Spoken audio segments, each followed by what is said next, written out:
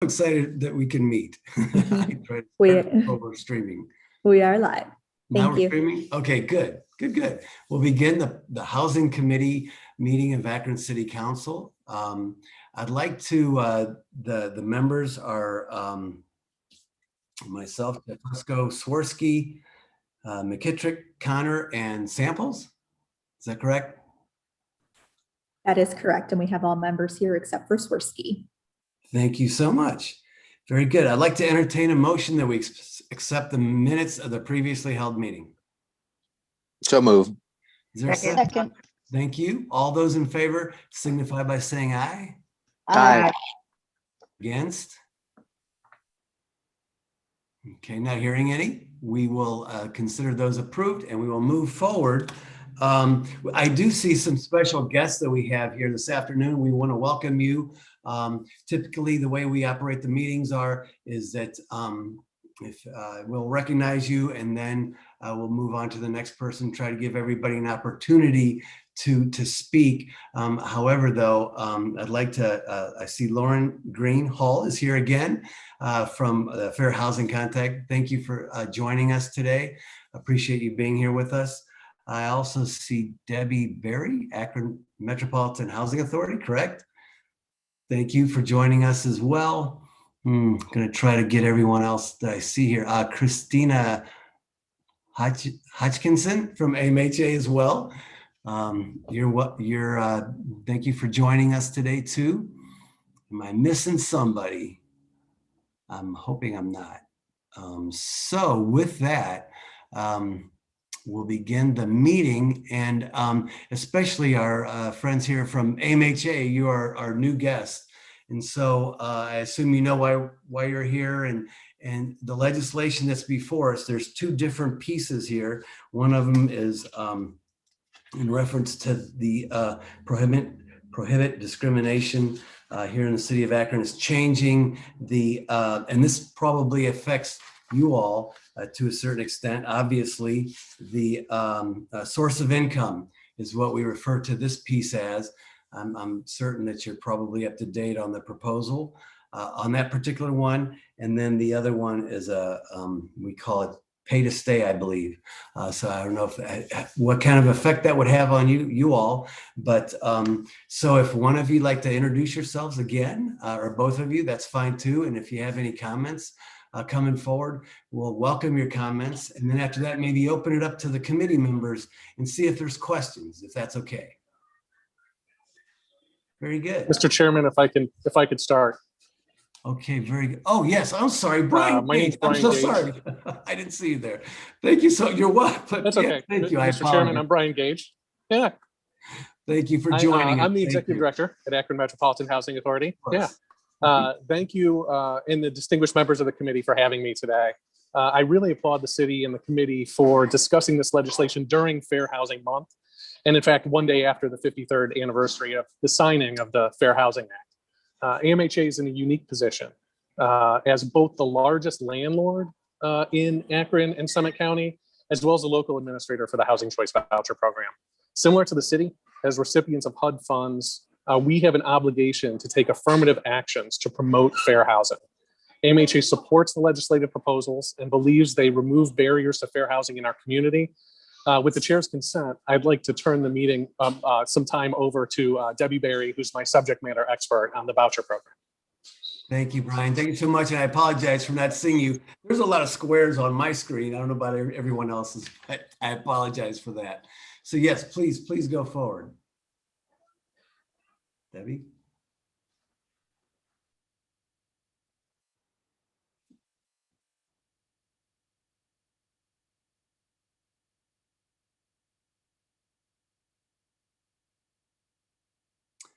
I'm not hearing anyone at this point. We do have something on our screen though. Maybe muted. Sorry, when I shared the screen, I couldn't find the mute button anymore. It normally is on the bottom, so I apologize. Thank you again, Mr. Chairman. My name is Debbie Berry. I'm the Deputy Director at AMHA, and I oversee the voucher program. I wanted to share with you some of the demographics about the voucher program, as can be seen on the screen. We have about 5,300 vouchers currently. The total housing choice voucher population is about 10,360. The median income is just under 11,000. The average age of the head of household, as you can see, is 42 years old, with 51% of the households, head of households being either elderly or disabled. The average size is 2 individuals, and we have about 22,000 families on the wait list. About 82% of our head of households are female, and 80% are extremely low income.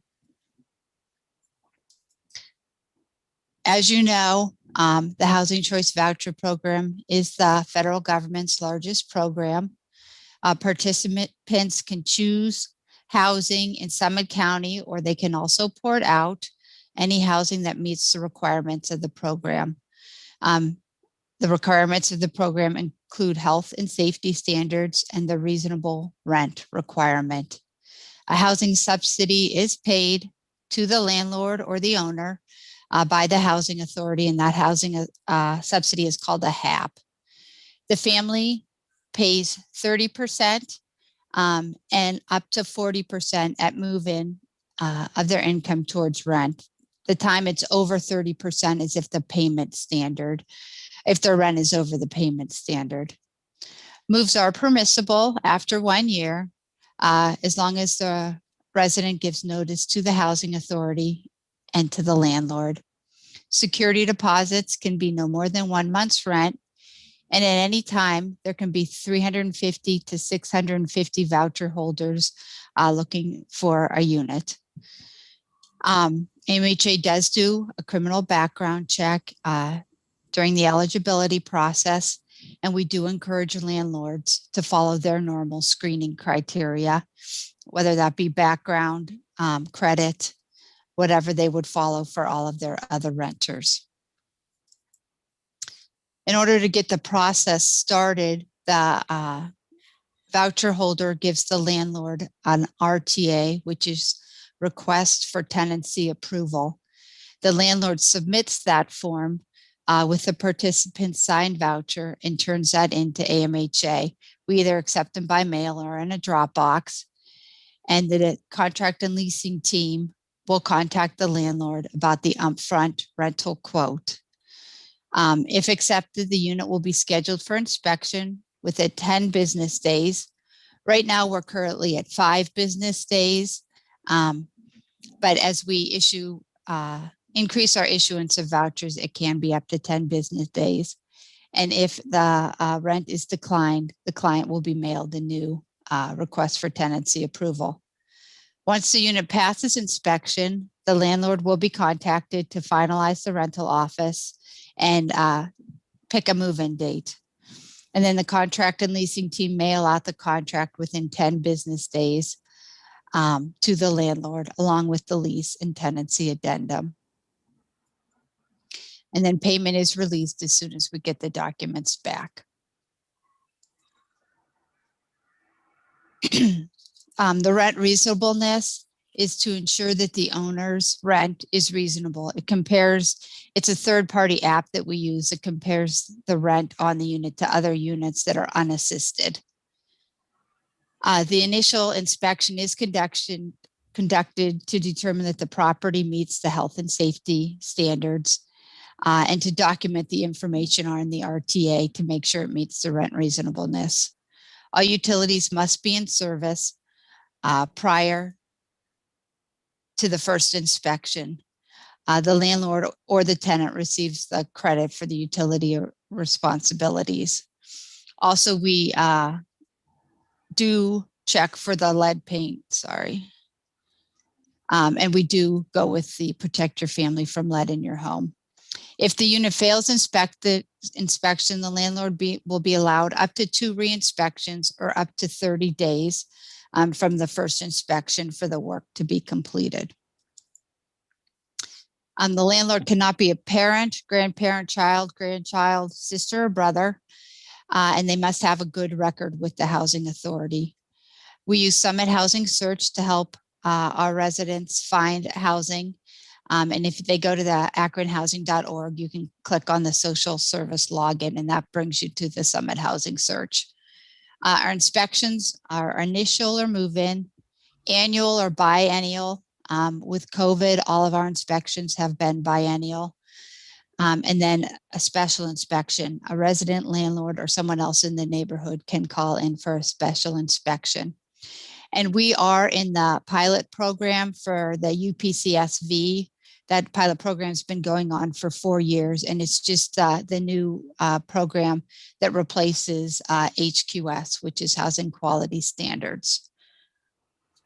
So there's a little bit about the Housing Choice Voucher Program. Does anybody have any questions or more specifics they want to know about the Housing Choice Voucher Program? Yeah, first of all, I'll see if there's any questions from any committee members or council members. I do have a couple myself. Okay. The first of which is that if you could please send that over to us, and then I'll make sure that all council gets it.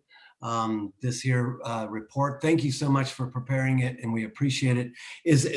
That's Akron only? All these statistics, and this is Akron only, I assume, or? No, the statistics are for every participant on the program. Okay. Does So Summit County. Okay, good. Thank you. That'll be helpful too.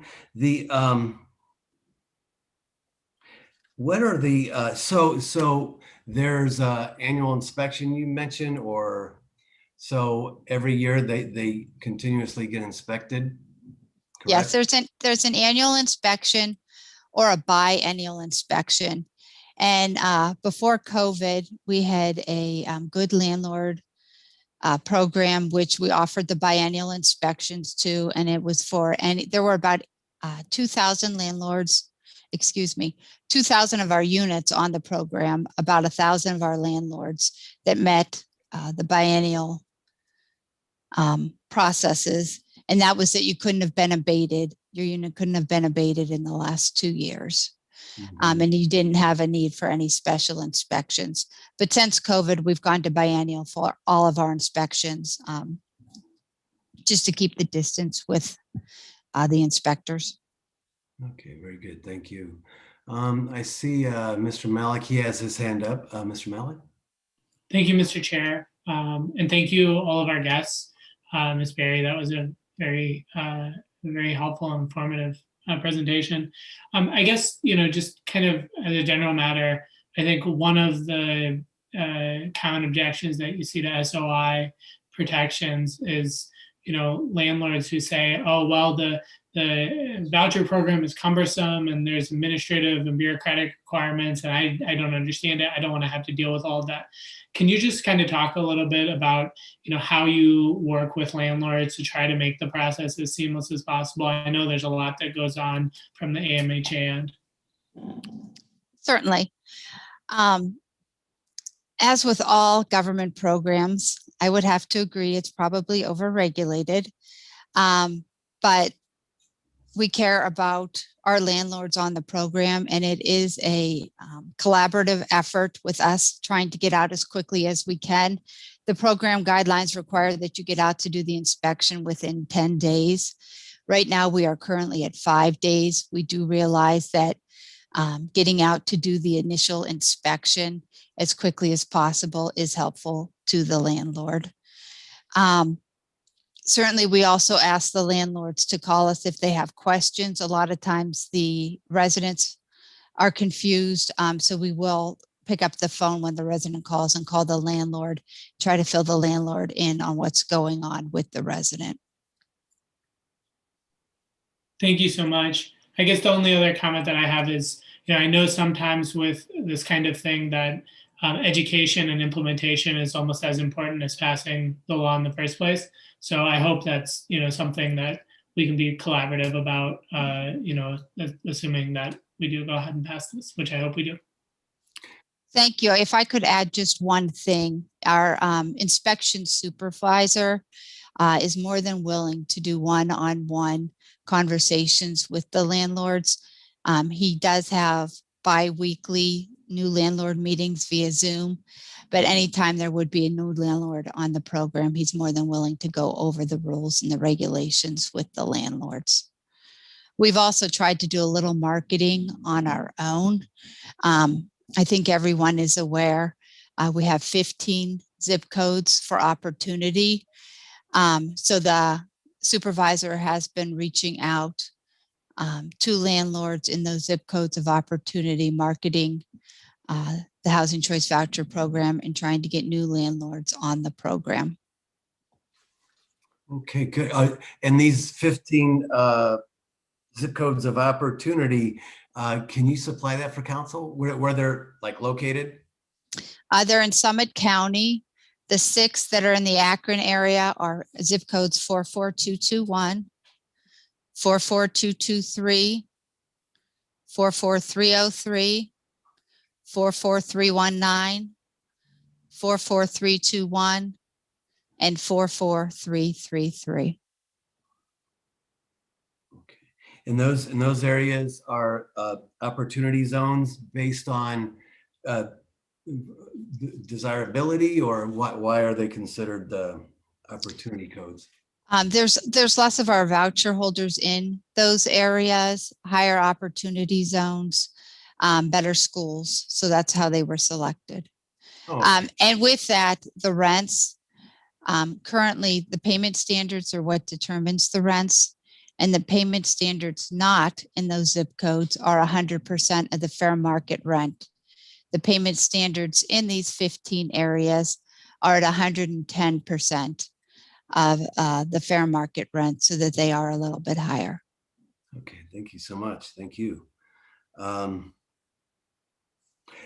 have a question for you, and maybe this is I don't know how doable this is, but there has been legislation like this passed in other cities, and it would be interesting to find out like what the outcomes were on those, like like a gigantic influx. I noticed also in your presentation there seems to be like a high demand in terms of, and I know this has been going on for some time, a high demand in terms of I guess people on a waiting list. So it'd be interesting to see if that helps resolve that, or like what some of these cities what their experience has been after they had passed legislation akin to this. I don't know if there's any where we could look for that, or if you could help us with regards to that kind of information, but that'd be welcomed. I can get that information. I do not have it off the top of my head. I know HUD has done a report on it, so I can get that report and share it with Tamika so that she can share with the group. And Miss Tamika does have a copy of the PowerPoint presentation that she can share with the group. Thank you, Ms. Berry. Thank you so much. Thank you for joining us too. I also see colleague Linda Mobian has her hand up. And so, Yeah. Ms. Mobian? Thank you, Mr. Chair. I guess my question is, I know that 44333 is Bath Township, Fairlawn, in those areas. When you talk about the fair market rate, can you break that down so that we get a good example of what you're talking about, please? Yeah, hold on one second. Let's see. The payment standard, let's use a 2-bedroom size unit. The payment standard normally for fair market rent of $849 would be for a 2-bedroom, but in those areas of opportunity, the payment standard would go up to $933. And then for a 3-bedroom, it's $1,069, and then the higher payment standard is $1,175. Now, you have to be a family size of what to qualify for a 3-bedroom unit? It could be 3 or 4 individuals, 1 head of household or 2 head of households, and then a son and a daughter. Okay. And then they would have to pay out of pocket what? Just give me. Oh, their rent would be 30% of their adjusted income. So it could be 0 if there is no income. And actually, I say zero, but we do have a $50 minimum rent. So their rent could be $50 anywhere up to the payment standard. It's 30% of the adjusted gross income. I see. Okay. Okay, that just gives me a better feel for what you're talking about. Thank you very much. No problem. Thank you, Ms. Mobian. Okay, further questions or comments? All right, I'm not seeing any. I'd also like to invite Mr. Subsidy. I don't know if you had any comments or questions. I seem to hear from Ms. Rose that you may have a short presentation for us. We were asking last week about, like how we got here. I think some of us have ideas how we got to this point, but it's always good to hear from an expert such as yourself, Mr. Subsidy. So you could share with us if you have any comments, we'd welcome them. Sure. Well, thank you, Councilman Fusco and members of council. And I don't know about expert, but I'll try to do my best. Yeah, Tamika and I did talk a little bit, and I just wanted to share, I think, a little context in terms of some of our housing numbers compared to the nation as a whole that might add something to the discussion. So if you look at owner-occupied housing, the nation as a whole, 64% owner-occupied. City of Akron's 51%. So we've got a higher percentage of renters. That's not necessarily unusual for a city. A lot of the nation is suburban, but we are a higher percentage of renters. If you look at single family housing, we're exactly at the national average. So 67% of the housing in the nation is single family, and that's exactly what it is in Akron. I think where we start to differ, and I'll kind of get into what this means in my opinion, but in terms of income, so median income in the US is $66,000 a year for a household. City of Akron, it's $41,000. And then the poverty rate in the US is about 12%, and City of Akron is 24%. So, we have a situation where single family housing basically is the exact same share of the total stock of housing. Percentage of renters is higher than the nation as a whole, and incomes are significantly lower. I think what it means over the last 20 years, and I pulled this data just to add to the discussion, in 2000, 67% of the housing in the city was single family. And today, 67%. So we have the exact same relative share of single family versus multifamily that we had 20 years ago. But what has changed is in the year 2000, 56% of the homes were owner occupied, and last year, 51%. So basically what we've seen is the single family percentage has stayed exactly the same, but the percentage of homeowners has dropped from 56 to 51% over the last 20 years. And so, when you look at the data, what that tells me is that, what we've really seen with the increase in renters has been an increase in single family homes that have been converted from formerly owner occupied homes to renter occupied. So it's not that we've seen a relative uptick in apartment construction. It's more that homes that were once owned by owner occupants have converted to renters. And I think that kind of gets into some of the things that we've discussed before at both the planning committee and here in the housing committee. The housing market has been challenged in the past. I think as that we had a big drop in property values from 2008 to 2015. At the bottom of the market, we were at a median sales price of about $39,000 in the city of Akron. And so at that same time also, as all of you can recall, with the housing market bottoming out, a lot of people lost their homes. There was an uptick in demand for renting. And so I think that's both the lower property values and the percentage of potential people potentially living in a home, the demand for renting a place was higher, either due to necessity or household size, which I'll get into that in a second. I'll wrap this up real soon. But I think what we've seen in the interim is the market has started to strengthen a lot. So we were at a median sales price of $56,000 in 2015, and that's increased significantly. We were at $101,000 last year. These are homes that are listed through the realtors. So what that's telling me is, we had that drop in home prices for a long time. I think that and some other factors led to more single family homes being rented instead of owned. I think it's possible that in the future, we may start to see what were investor owned properties going back to owner occupant properties. We'll have to see what happens there.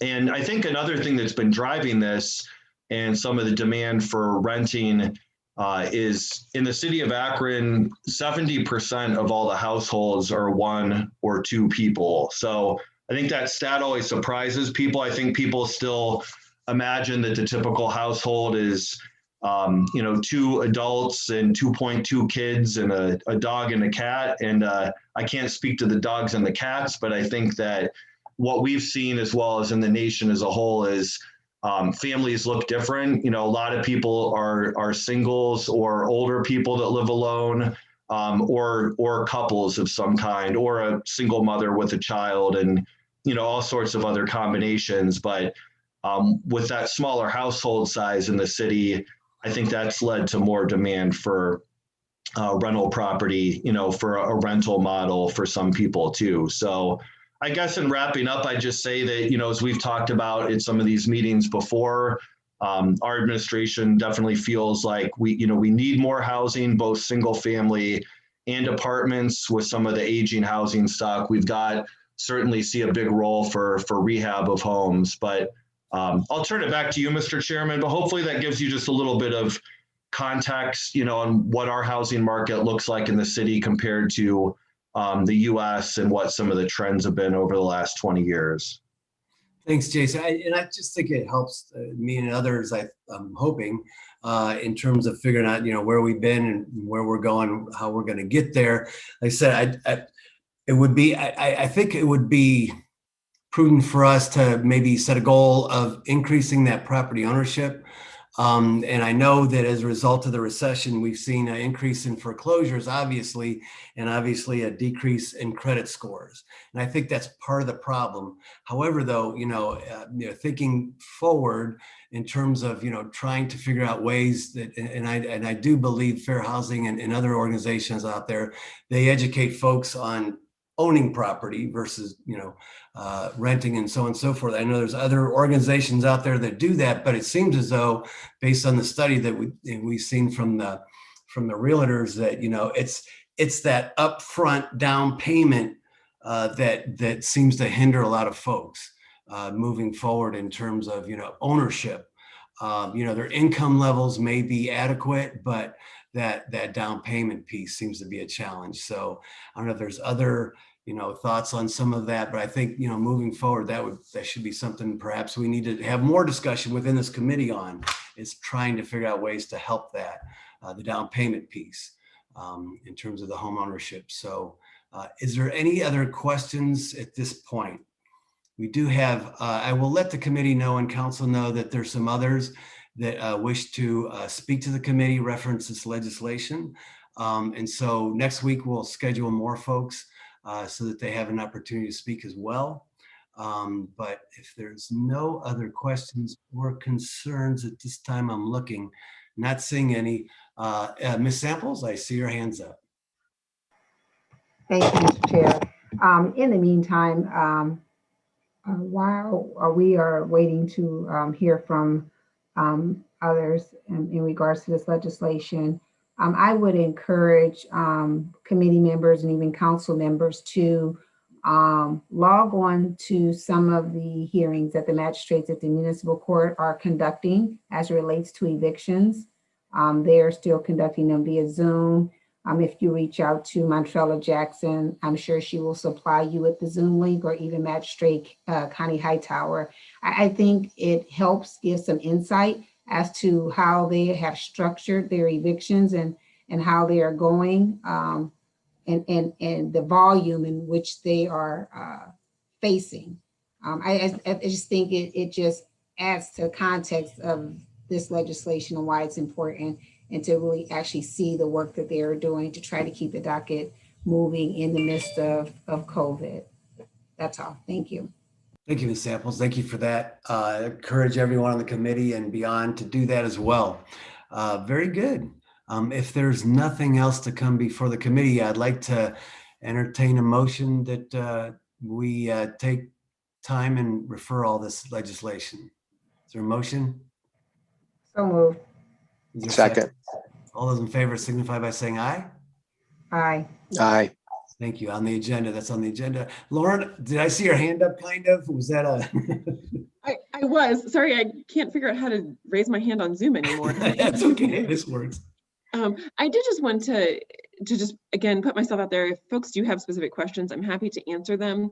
One of the things that we will be providing to you all, we meaning my organization and the eviction task force will be providing, is some statistics that are really looking at the disparities, specifically based on race, that occur in evictions and in the usage of the Housing Choice Voucher program, so that that can be understood and taken into consideration, because we do believe that the passage of this legislation will begin to address minorly some of the racial disparities that do exist in housing in our community. And so that will be coming to you all here in the next couple of days. And I had provided some information to Tamika that I'm assuming she has shared with all of you as well. And so if there are any questions on any of those reports, I'm happy to speak to folks about them. So thank you so much. Thank you, Lauren. Thank you for everything. Appreciate your input. Thank you. There's nothing else I'd like to first of all, before we adjourn, again, apologize to Mr. Gage. I apologize for not seeing you, but we certainly appreciate you being here with your team. Thank you so much. Thank you. And with that, You're welcome. adjourned. Thank you, sir. Thank you. Thank you. We're adjourned. I believe, Sarah, is this the last meeting of the day? This is our last committee meeting of the day. Council will meet